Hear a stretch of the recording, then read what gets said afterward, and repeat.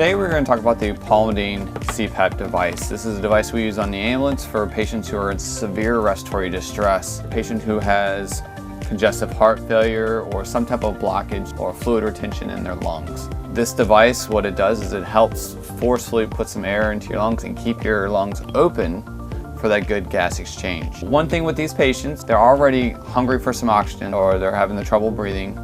They're going to be a little anxious. We try to get them to work with us on putting the device on because, as you can see, here's part of the device. It's a mask.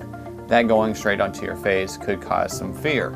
So we have our patients work with us. And then it has a secondary device that hooks up to it that also hooks up straight into the oxygen port. So the first thing we would do would be to grab the mask and we're going to put it on the patient's face.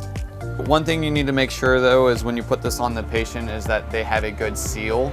If you hear air escaping, you might need to tighten or loosen just to make sure that you do not hear or feel air coming out from around the seal of the mask. The next thing is you have this device to where this plugs straight into like an oxygen port like you see here. So you plug it straight into the top and you can hear it working.